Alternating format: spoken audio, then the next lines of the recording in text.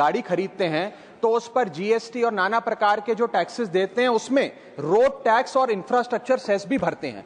Petrol diesel भरवाते हैं तो स्पेशल एक्साइज ड्यूटी वैट के साथ साथ हम रोड डेवलपमेंट सेस और इंफ्रास्ट्रक्चर सेस भी भरते हैं। जब हाईवे पे गाड़ी चलाते हैं तो टोल टैक्स भी हमसे वसूला जाता है। सर, इतना टैक्स भरने के बाद हम उम्मीद करते हैं कि रोड की क्वालिटी अच्छी होगी, ड्रेनेज सिस्टम अच्छा होगा, लेन डीमार्किंग होगी, लाइटिंग होगी और सेफ्टी इंफ्रास्ट्रक्चर होगा, लेकिन यह भी हासिल नहीं होता कि सड़कें इतनी खराब हैं कि ऑपरेटर को टोल वसूलने की कोई अधिकार नहीं है। सर, इतना पैसा देने के बाद भी अगर 30 से 40 मिनट टोल प्लाजा पे खड़ा होकर समय बर्बाद करना पड़े, लाइनों में लगना पड़े, तो क्या फायदा सर?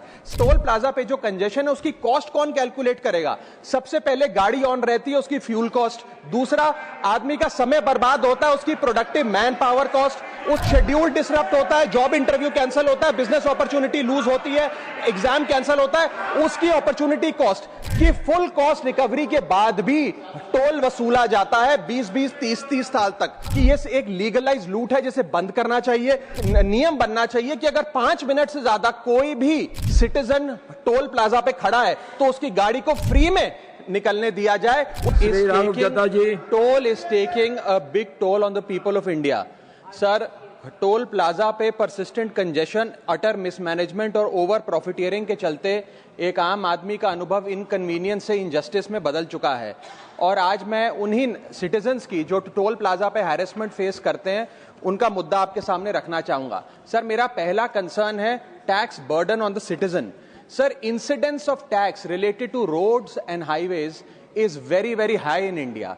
पहले हम इनकम टैक्स इनकम के माध्यम से जब गाड़ी खरीदते हैं तो उस पर जीएसटी और नाना प्रकार के जो टैक्सेस देते हैं उसमें रोड टैक्स और इंफ्रास्ट्रक्चर सेस भी भरते हैं।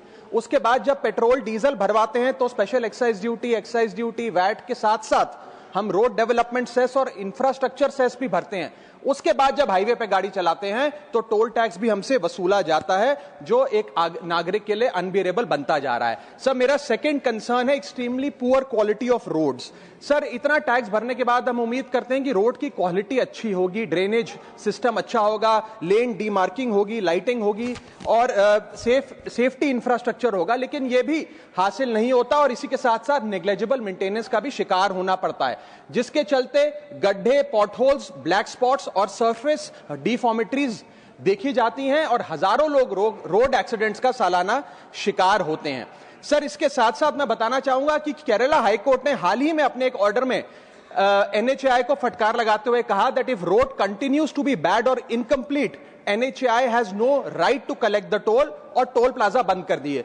जम्मू कश्मीर हाईकोर्ट ने अपने 2 टोल प्लाजाओं पे 80% की छूट देते हुए कहा कि सड़कें इतनी खराब हैं कि ऑपरेटर को टोल वसूलने की कोई अधिकार नहीं है। सर, इसी के साथ साथ थर्ड कंसर्न है कंजेशन, ट्रैफिक जैम और delay at toll plaza. Sir, इतना पैसा देने के बाद भी अगर 30 से 40 मिनट टोल प्लाजा पे खड़ा होकर समय बर्बाद करना पड़े, लाइनों में लगना पड़े, तो क्या फायदा sir? Sir, highways are meant for seamless connectivity, seamless mobility, लेकिन टोल प्लाजा पे जो कंजेशन है उसकी कॉस्ट कौन कैलकुलेट करेगा? सबसे पहले गाड़ी ऑन रहती है, उसकी फ्यूल कॉस्ट। दूसरा, आदमी का समय बर्बाद होता है, उसकी प्रोडक्टिव मैन पावर कॉस्ट। उसके साथ साथ शेड्यूल डिसरप्ट होता है, जॉब इंटरव्यू कैंसिल होता है, बिजनेस अपॉर्चुनिटी लूज होती है, एग्जाम कैंसिल होता है, उसकी अपॉर्चुनिटी कॉस्ट। इस तमाम कॉस्ट को अगर आप जोड़ेंगे तो पाएंगे कि एक invisible cost to our economy है जिसके बारे में कोई बात नहीं करता। इसके साथ साथ कई सारी लेन्स तो ऐसी हैं सर जिसमें लोग नहीं बिठाए जाते, बैरियर नहीं होते, जिसके चलते कंजेशन होता है। और मेरा चौथा कंसर्न